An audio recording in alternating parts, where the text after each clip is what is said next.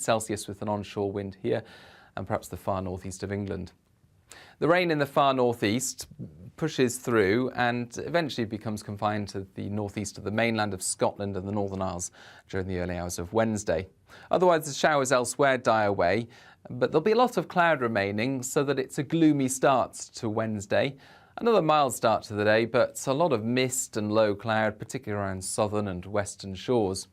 This will take some time to lift through the morning, but eventually sunny spells break out inland, and a few scattered showers will also develop, some heavy downpours towards the south. The rain in the far northeast of Scotland eventually clears away, and brighter skies also for Scotland and Northern Ireland, but a few showers here. I think from the central belt towards the south of England, 17 or 18 Celsius, but in one or two spots, 20 or 21 degrees. And perhaps by Thursday, even warmer still, with a lot of fine weather in the east, 21 or 22 degrees.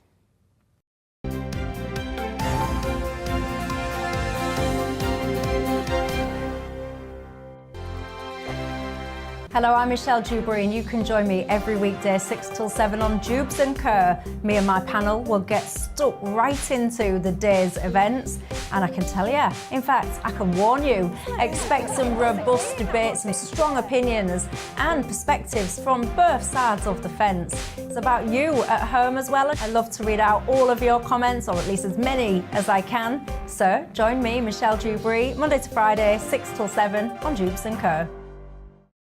On radio, they call it the drive time slot, 4 p.m. until 6 p.m. as listeners head home. It's that part of the schedule when the dust of the day's events begin to clarify, and we try to make sense of it for you. Brazier is drive time for radio and TV. It's fast, it's punchy, it's opinionated, there's a Brazier angle and a little bit of levity. That's the question. That's two questions, actually. That's Brazier, Monday to Thursday, 4 till 6 on GB News. Hello, I'm Patrick Christie's. And I'm Mercy Moroki. Make sure that you join us Monday to Thursday, 10 a.m. until midday, right here on GB News for To The Point. We're not afraid to talk about the topics that matter to you, or the big topics that always matter. We cover absolutely everything, from the breaking political stories of the day to law and order, what's going on in the channel. We're not afraid to hold people to account. We always make sure we include your views on our show. Indeed, if you're thinking it, you can guarantee that we're saying it. So make sure you join the conversation with us, 10 a.m. until midday, Monday to Thursday, for To The Point on GB News.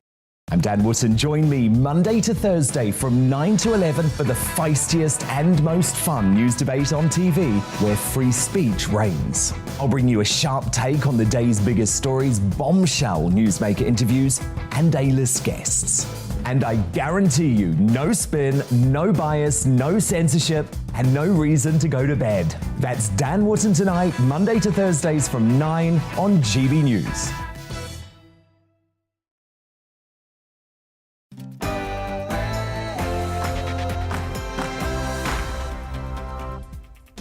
A very good morning to you. It's 9:30 and this is The Briefing with me, Tom Harwood, on your TV and on your radio. This morning we're exploring some big subjects, from terrorism to by-elections, from antisemitism allegations within the National Union of Students to the prospect of 16-year-old parliamentarians. All that to come after your morning headlines.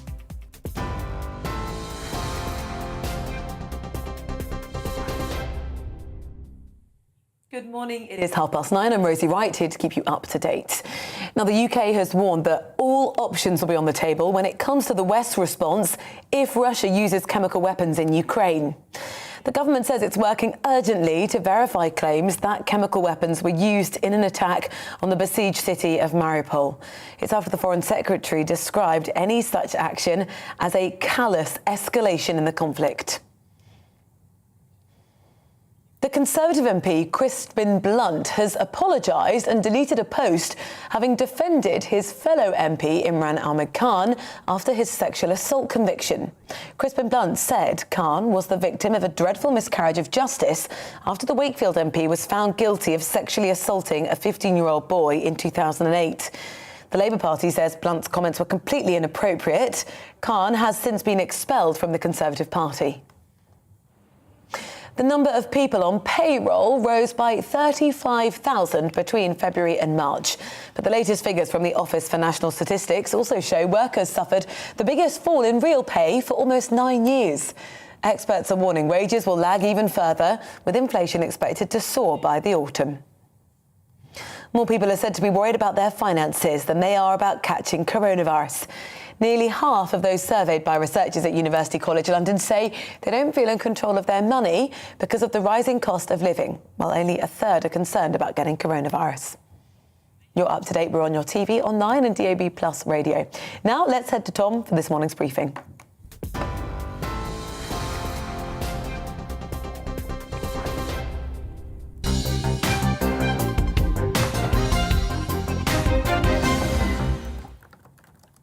A very good morning to you. It's 9:30 and this is the briefing with me, Tom Harwood, on your TV and your radio. Well, let's start this morning with the unverified reports that Russian forces have used chemical weapons in an attack on the besieged city of Mariupol. The Prime Minister, Boris Johnson, was in Ukraine for talks with the Ukrainian Prime Minister at the weekend, of course. Earlier, Stephen and Rosie on Breakfast spoke to the Minister for Armed Forces, James Heappey, and asked if Russia has used chemical weapons, what would the UK's response be? Well, look, as the Prime Minister said the other week, there is real value in ambiguity because I think there's a deterrent effect on President Putin if he knows that all options are on the table, but we don't give him the opportunity to make a judgment over whether any particular response is worth doing it in the first place. But all options on the table means everything that it sounds like, and that's an important thing for him to know. It's an important thing for Ukrainians to know. It's an important thing for British citizens to know. How confident do you feel that we're actually going to be able to ascertain what's happened? Well, reasonably confident. I think that there are, overnight, defence intelligence here in London haven't been able to verify, and nor have our colleagues in intelligence agencies around the world, and in fact nor have the Ukrainians been able to verify it yet. President Zelensky only referred to reports of the use of chemical weapons rather than himself saying they definitely had been used. Clearly we will rely heavily on evidence from the Ukrainians, but there are other ways which I wouldn't want to discuss on air that we'll be able to gather some evidence as well. How concerned are you, and how concerned is the government at what we are seeing the Russians do at the moment? I don't mean in the specific attacks, horrific as they are, but in the regrouping that we're seeing taking place?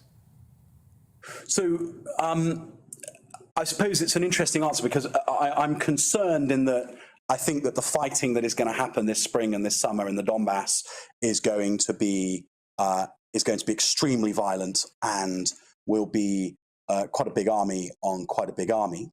I'm relieved that the Russians have clearly abandoned their original plans and that Kyiv and central Ukraine will no longer be directly in this conflict, that everything is going to be focused on the Donbass. And already we're seeing life in Kyiv start to return to normal. So in that sense, it's a good thing. But I also think there's a big opportunity because I think Putin's hubris has defined much of what has happened in the conflict so far. And I think his hubris is at play in the plan that the Russians now appear to be executing. They clearly have the May the 9th victory parade in mind as a date by which they need to have achieved something. And so I think that what we're going to find is Russian forces being thrown into the Donbass at a time of year when the ground is incredibly muddy. The time to do armoured manoeuvre in Ukraine is either in the dead of winter when the ground is frozen or in the height of summer when the ground is hard. And I think what we're about to see is long Russian armoured columns stuck on roads. And as we saw north of Kyiv 3 weeks ago, that presents some pretty easy pickings for the Ukrainians. Defence Minister James Heappey there speaking a little earlier on. Now, yesterday, the ISIS-aligned terrorist Ali Harbi Ali was found guilty of murdering respected MP Sir David Amess. The Southend West MP was stabbed more than 20 times during a constituency surgery in Leigh-on-Sea in Essex on the 15th of October last year. Ali claimed he targeted the MP over his vote on airstrikes on Syria after tricking his way into a meeting by pretending to be an NHS employee moving to the area. Now, during the trial, jurors heard about how he scoped out planned attacks on other MPs, including the Cabinet Minister Michael Gove, who he believed to be, quote, a harm to Muslims. Remarkably, Ali had previously been cleared of being a terrorist threat by an official anti-radicalisation programme. He's due to be sentenced tomorrow. Well, joining me now to discuss the terrorist threat in the United Kingdom is Sam Armstrong, Director of Communications at the Henry Jackson Society. Welcome to the programme, Sam. This is extraordinary, the fact that Ali Harbi Ali was referred to a counter-terrorism programme but slipped through the net. Yes, well, it's been described, this is the government's counter-terrorism or counter-extremism programme, as a parish council solution to a national security problem. He was considered, we know, by at least a representative of the programme who met with him a number of times, took him on a tour of a shopping centre, it seems, discussed with him his views, and then said it's all okay. Whereas we know that concurrently to that meeting, he was actively planning to go to Syria. He was actively coming up with plots to kill and murder MPs. So we've got to be asking a question as to whether our whole counter-security mechanism at the moment is kitted up or set up to deal with this level of terrorism. What was the specific issue here? Was this a fault of an individual who was evidently interviewing Ali Harbi Ali and didn't see a threat there? Or was this the fault of a more systematic problem with how we find terror in this country? Yeah, so it's a really interesting question. So he was definitely reviewed by a Prevent provider. What we don't know is whether that Prevent provider then referred him to what's called a channel panel, which is a committee of relevant stakeholders, the likes of the council, the police, MI5, etc., who would have then considered whether or not he necessitated further involvement from the security services. Now, those channel panels have been criticised in the past because they've become overwhelmingly dominated by social workers, council representatives and the like, who many feel are uncomfortable referring time and again cases of Islamist terrorists for intervention and are far more comfortable referring far-right cases. And that's actually why you see that imbalance between the majority of cases being handled under counter-extremism are far-right, but the majority of terrorism is obviously caused by Islamist terrorism. And there is a bit of a systematic concern there that the whole counter-extremism system is no longer corresponding that well with terrorism. An MP murdered in the cold light of day, a bomb outside a hospital in Liverpool. Are we now under more threat from terrorism than in recent years? Yes, I believe we are. One of the issues we've seen over the pandemic is obviously we've lost a little bit of track as to who is at risk of terrorists. We've lost some of those opportunities for people to speak to their social workers, their teachers, the people they come into contact with. And I'm very concerned that there are a lot of Islamist offenders in particular, or Islamist terrorists or extremists in particular, who just haven't been monitored or checked. And what we might see is just this explosion of them who are now coming back into contact with life at large and are coming out and potentially going on to commit acts of atrocities. A concerning situation. Well, thank you, Sam Armstrong, for talking us through those issues there. Director of Communications at the Henry Jackson Society, of course. Now, moving on to our next story today, Tory MP Crispin Blunt has apologised for his defence of convicted sex offender and former Conservative, now independent MP Imran Ahmed Khan, saying, "I'm sorry that my defence of him has been a cause of significant upset and concern, not least to victims of sexual offences." Now, this is, of course, following Imran Ahmed Khan being found guilty of sexually assaulting a 15-year-old boy after plying him with gin at a party back in 2008. If he receives a sentence of more than 12 months, Imran Ahmed Khan will be susceptible for a recall petition, which could prompt a by-election in his Wakefield constituency. Labour have called on him to immediately resign his seat and trigger that by-election.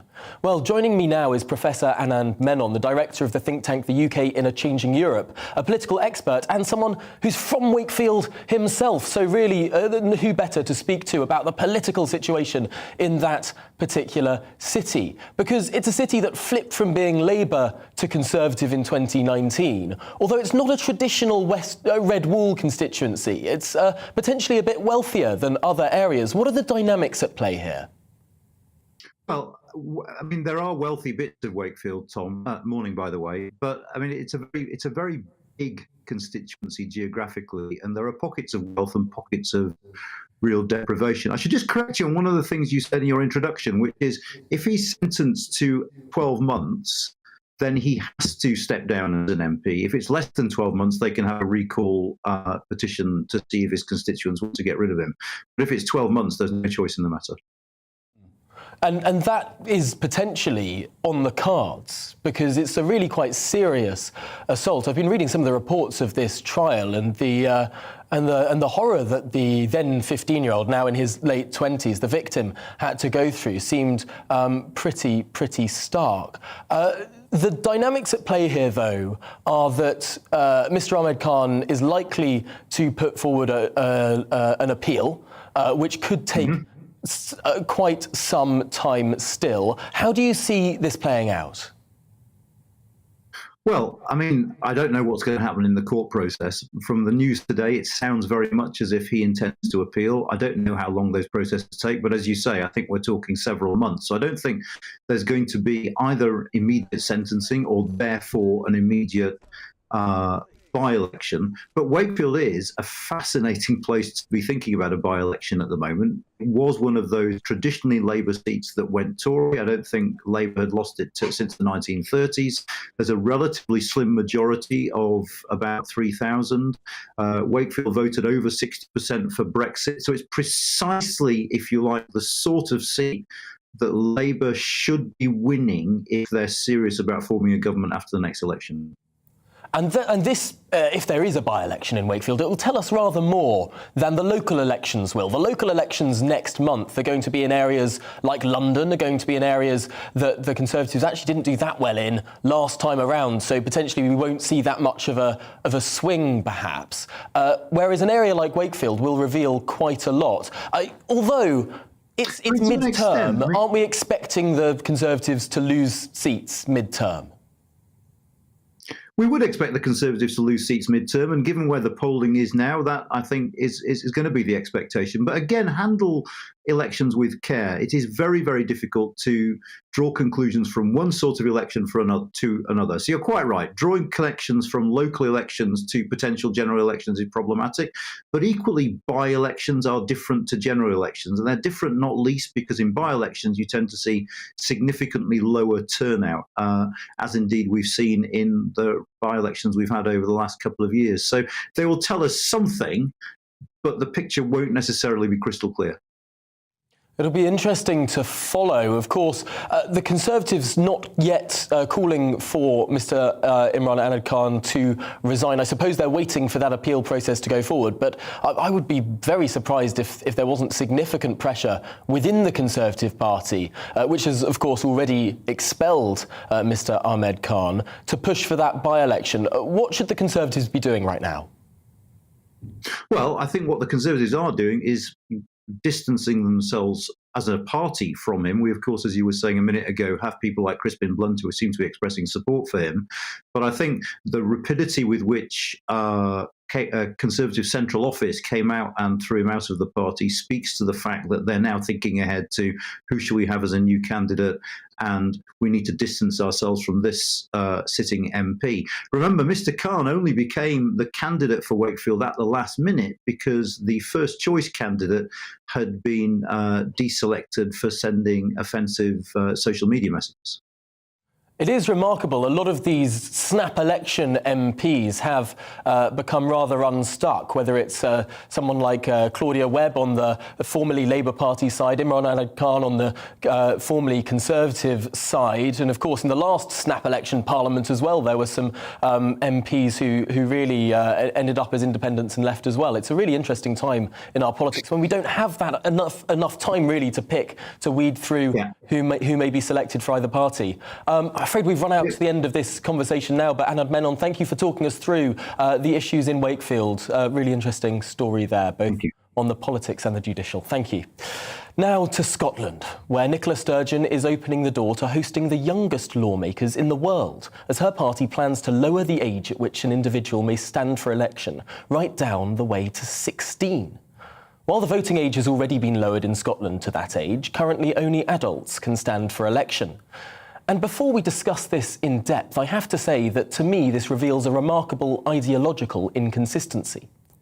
Either someone is an adult with the rights and responsibilities that comes with that, or they're not.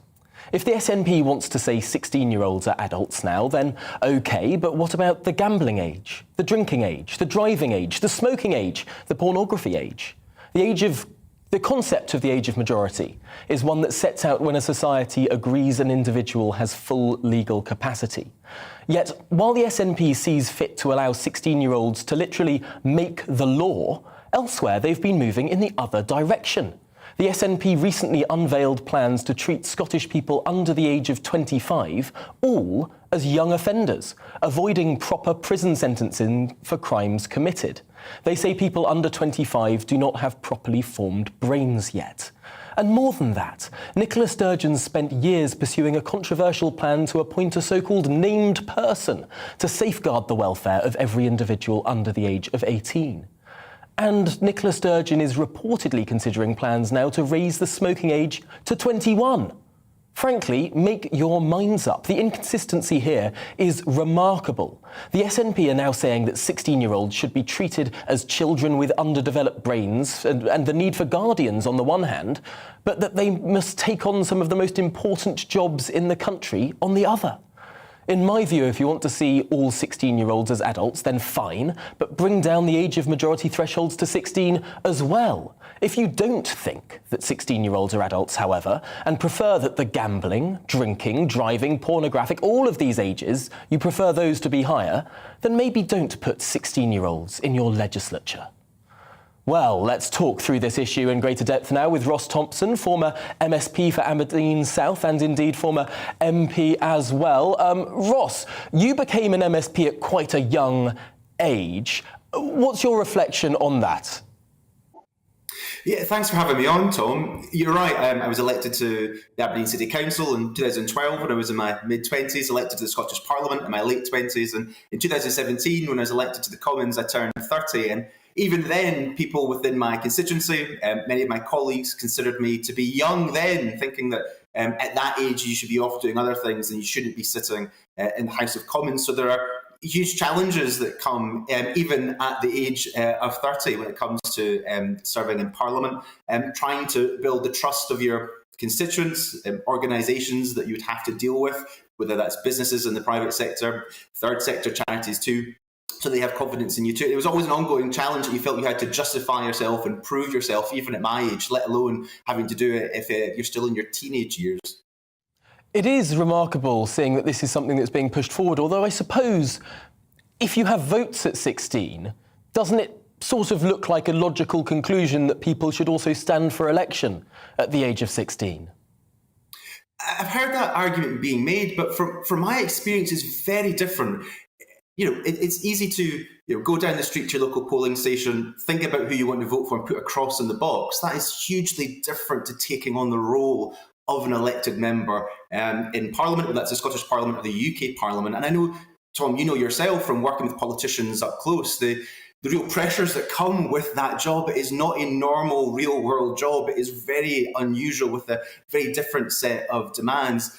First of all, there is that new level of public scrutiny. You know, you will be in the media. You will have people wanting to search through your own social media, see what you've said potentially in a past life. you can't do very much when you're in that kind of public role without it being noticed. And if you're 16 years old, then you want to enjoy life. You can't yet have a drink, you can't yet drive.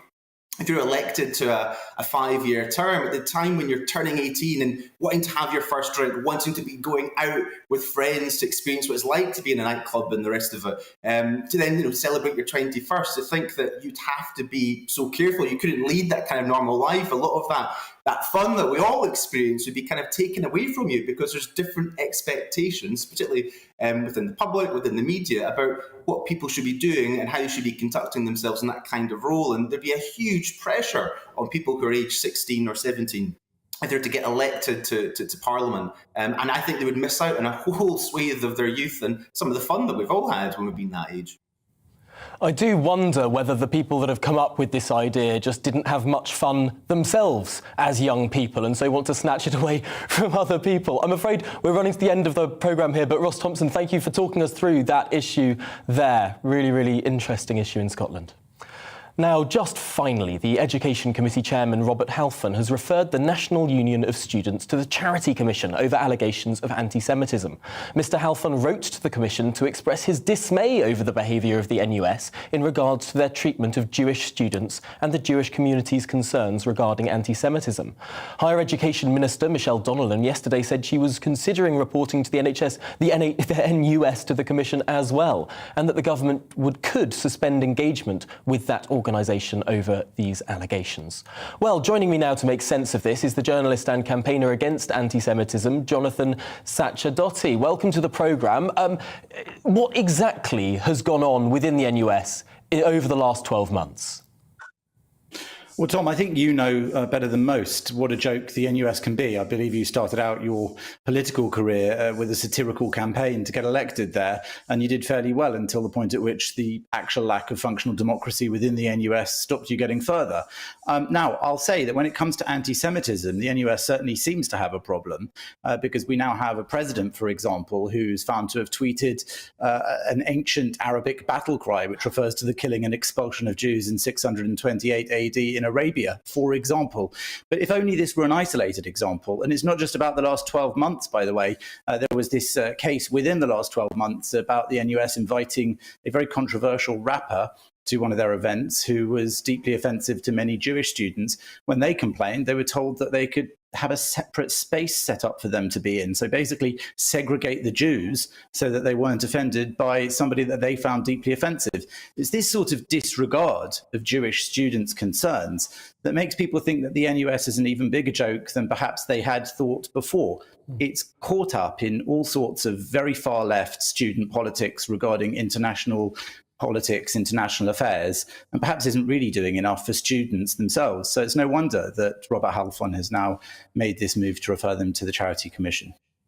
It is remarkable. The more things change, the more things stay the same. I remember at my time within the NUS finding that they didn't represent students at all. The number of students that actually vote in for people in these positions is remarkably low. And then once you actually get to the to the NUS, I should say, as I went to their conference on 2 occasions, but within there's no democracy from students. It's all the people who've already got themselves within that organisation. I wonder, to what extent should we as society stop seeing the NUS as a body that actually speaks for the student population as a whole, which is, I've found in my experience, less radical and certainly less anti-Semitic than some of the statements that we've seen coming out of its representative organisation?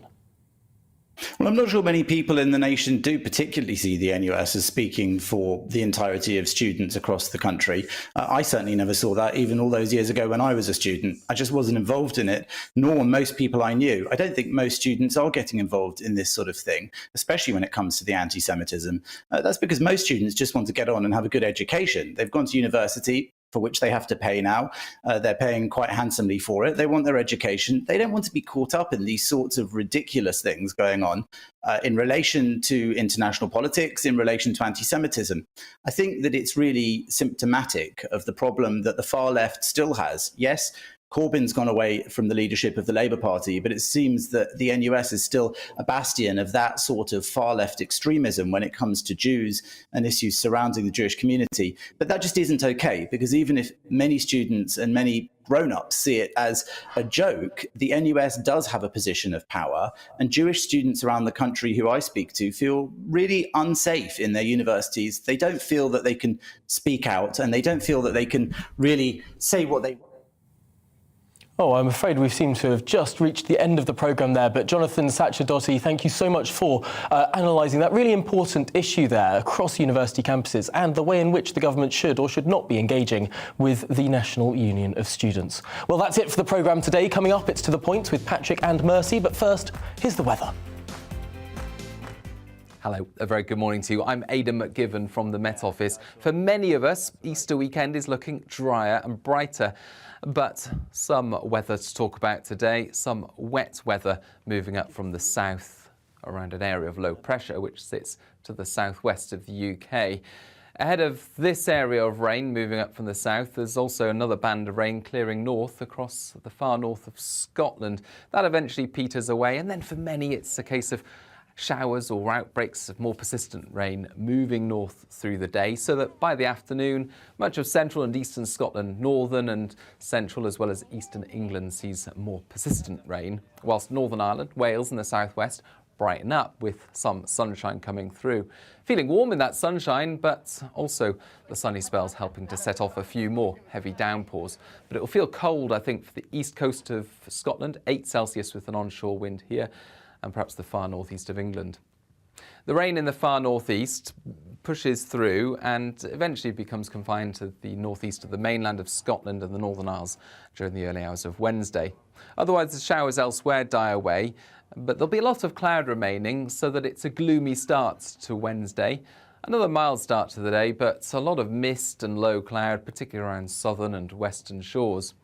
This will take some time to lift through the morning, but eventually sunny spells break out inland, and a few scattered showers will also develop, some heavy downpours towards the south.